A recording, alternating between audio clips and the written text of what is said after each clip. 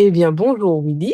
Je suis ravie de te retrouver aujourd'hui pour cette séquence témoignage où tu vas pouvoir nous parler d'un sujet hyper, d'actualité, celui de la cybersécurité, en lien d'ailleurs avec les formations, que nous faisons chez Oidaneos, en tout cas que Oidaneos propose, notamment avec la partie DTI-SI. Mais avant d'entrer dans ce vif du sujet, j'aimerais savoir, enfin, que tu puisses nous dire en fait, qui tu es et quel est le rôle que tu as en particulier, chez Oidaneos? Merci Mylène. Willy Kamalé, je suis formateur et consultant en cybersécurité. J'accompagne depuis maintenant une vingtaine d'années, hein, les entreprises sur cette thématique de la cybersécurité, au départ sur la partie plutôt matérielle, justement sur le choix des équipements, et puis progressivement sur la problématique de gouvernance avec tout ce qui est analyse de risque et justement la mise en place justement de SOC, hein, de Security Operations Data Center, donc des équipes dédiées à la protection du système d'information dans les entreprises. Si je comprends bien, il y a des personnes qui doivent être présentes en entreprise pour gérer, tout le système informatique. Mais aujourd'hui, est-ce que tu pourrais, parler justement de l'enjeu autour de cette protection du système informatique et même plus généralement de la notion de cybersécurité? On entend parler de ça de plus en plus, du coup, pourquoi c'est pertinent, à ton avis de se former dessus? Aujourd'hui, c'est vrai que l'informatique, on connaît maintenant depuis quelques années. On sait utiliser des outils bureautiques.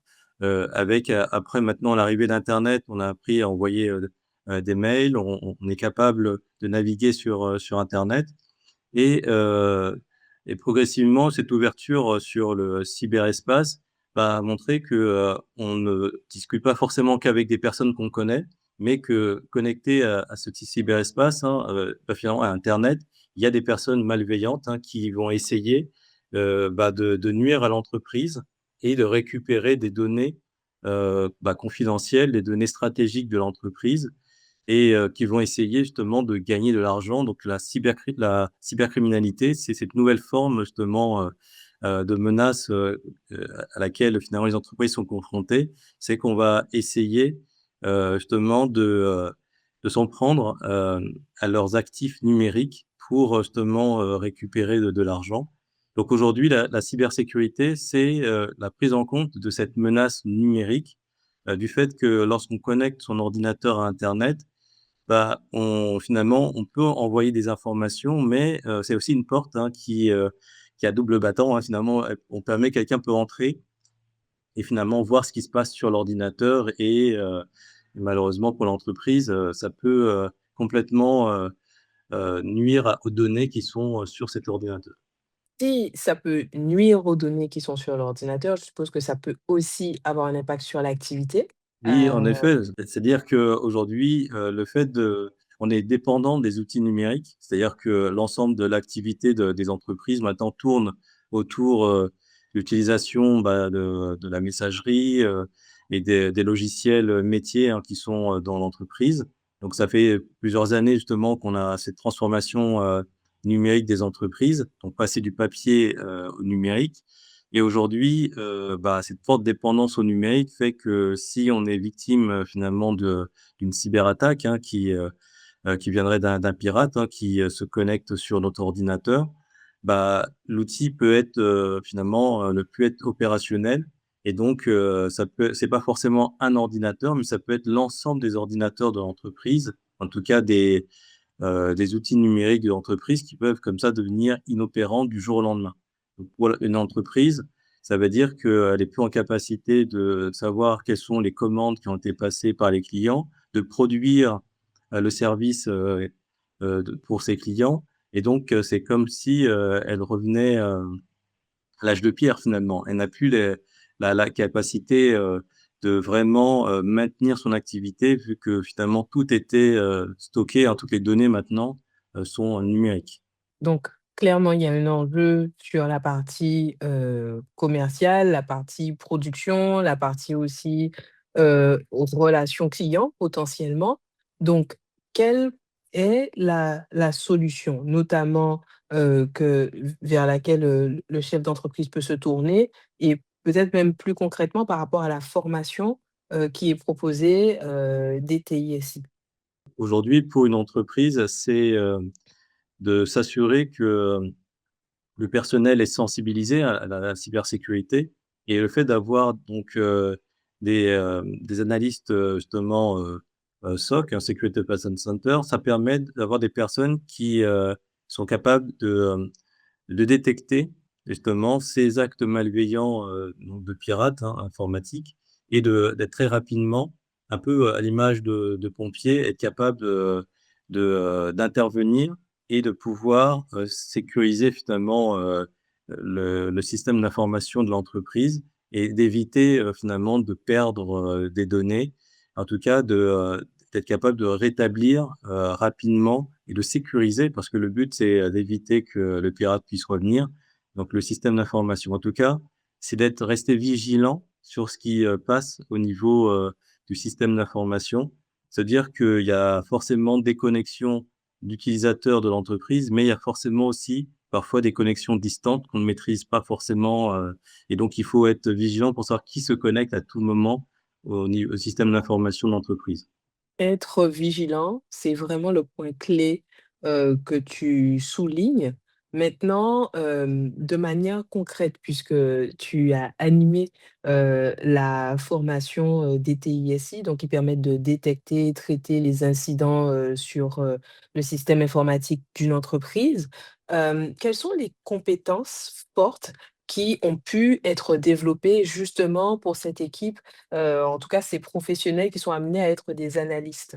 Les compétences qu'ils ont pu développer, c'est déjà, comprendre les différentes attaques, qui existent aujourd'hui, hein, comprendre à les identifier, comprendre, quels sont on va dire sur les équipements, donc quels sont les journaux, on va dire, quels sont les outils, qui permettent donc, de d'aider à la détection, de ces comportements malveillants sur les différents systèmes d'information et être capable, aussi d'analyser finalement l'étendue de cette attaque, de comprendre finalement la gravité aussi de cette attaque parce que parfois on se dit, ça reste, qu'une alerte, même si, on voit parfois qu'elle est en rouge sur l'écran, mais quelque part, se dire: «Je quantifie, heu, l'impact que ça peut avoir au niveau de l'entreprise» et justement, la réaction qui doit être, rapide pour, justement, éviter, le pire, hein, de perdre, beaucoup de données. Donc là, le but est vraiment, de développer, la donc l'utilisation des outils, justement qui sont utilisés par les analystes, analystes SOC et d'être capable aussi, de savoir, justement, à quel moment, bah, il faut, savoir travailler en équipe au niveau, d'autres personnes qui viendront, des experts, faire des analyses peu plus poussées justement grâce à ce 1er niveau de détection. Donc finalement, le but, c'est de vraiment, se rendre compte qu'il y a, plusieurs professionnels qui vont collaborer pour, effectivement sécuriser, le système d'information. Donc au final, cette formation permet de les préparer à travailler, en équipe, en fait, puisque clairement, la détection et surtout le traitement d'un incident en fonction de son niveau de gravité va amener différentes réactions. Certaines pourront être gérées, en propre et il y en a d'autres, en fait, où il faudrait peut-être, passer le relais ou, communiquer avec, des acteurs extérieurs et donc tout cela, en fait, ça fait partie des éléments qui sont vus dans cette formation. Maintenant, s'il fallait que tu nous parles peut-être, d'une chose qui a fait que tu as apprécié la formation des TISI, peut-être une anecdote, qu'est-ce que tu choisirais? C'est justement de se rendre compte que, finalement, il est assez facile, finalement, de lancer une attaque, mais il est beaucoup plus dur, finalement, de la contrer et donc ça nécessite, justement, de la patience parce que, justement, c'est ce que heu, les les stagiaires ont pu se rendre compte, hein, c'est que, il y a beaucoup d'alertes et parfois il faut être assez patient, apprendre, aussi à être calme, hein et par rapport parce que finalement, on se rend bien compte qu'il y a derrière chaque alerte, il peut avoir, finalement une compromission du système d'information.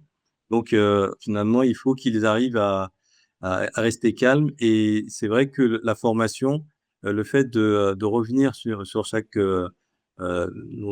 scénario d'attaque permet effectivement de garder finalement ce calme. C'est-à-dire qu'on sait finalement sur quoi on peut s'appuyer, donc quelles sont les procédures sur lesquelles on va s'appuyer pour justement réussir à traiter le plus rapidement possible ces différentes alertes. Donc je pense Mmh. qu'aujourd'hui, ce que je retiens et surtout, euh, c'est justement sur ce côté-là où ils ne se rendaient pas forcément compte au début de la formation que c'est des qualités, hein, il n'y a pas que des qualités techniques, mais c'est aussi ces qualités-là qu'il faut développer, les qualités humaines et après, le fait de travailler en équipe. Donc je pense que ça aussi, ils avaient peut-être une vision un peu, peut-être d'un métier solitaire, mais on s'aperçoit que, finalement, on travaille énormément en équipe et que, finalement, il y a des sources d'informations diverses qui permettent effectivement et on peut échanger avec, des professionnels du monde entier, finalement. Ça reste un métier très ouvert. C'est un point qui est extrêmement important de considérer que c'est quelque chose qui est ouvert, en fait, parce que le métier d'analyste SOC est en lien avec aussi, ben, le quotidien des gens, que ce soit, les collaborateurs, que ce soit, les techniciens, le chef d'entreprise et aussi les clients en fonction de l'activité qui est développée. Et donc si tu avais un mot d'encouragement ou une recommandation à faire aux personnes qui se posent des questions pour intégrer la formation, qu'est-ce que tu leur dirais? Je leur dirais que, c'est une formation, qui permet finalement de développer, leur curiosité et surtout, lorsqu'on aime bien, finalement d'être un peu comme un détective, hein. C'est lorsqu'on aime comme ça, aller jusqu'au bout, donc des choses et bah, ça leur permet effectivement de remonter, toutes les traces, hein, que laisse un pirate, lorsqu'il va réaliser son attaque et ça permet finalement ça peut comme un petit peu, une enquête, hein, donc on devient un peu des enquêteurs et si on a un peu cet esprit-là, bah, je trouve qu'on verra que dans ce métier, d'analyste SOC, alors, on a ce côté, où on va investiguer, on va justement, remonter un peu la piste de l'attaquant et après on a cette satisfaction d'avoir justement, identifié, toutes ces traces, au niveau du système d'information et de se dire que, bah, on a réussi à mieux sécuriser ce système d'information pour maintenir justement, l'activité, en confiance, hein, de l'entreprise pour justement, une meilleure sérénité finalement de l'ensemble des employés pour justement se dire qu'on peut continuer à travailler, en confiance parce qu'on a su sécuriser, son système d'information, grâce à ces détections et le traitement des incidents de la liste SOC. C'est noté, donc être capable de traiter, faire preuve de réactivité, une bonne dose aussi de patience pour faire en sorte d'aller au bout et résoudre le problème. Et aujourd'hui, c'est ce qui est proposé avec, la formation qui permet de détecter, traiter des incidents sur la partie du système informatique. Donc si vous souhaitez y prendre part chez Oidaneos, bah, rendez-vous sur le site internet et n'hésitez pas à demander des informations pour que vous puissiez vous inscrire, que vous soyez technicien ou alors chef d'entreprise.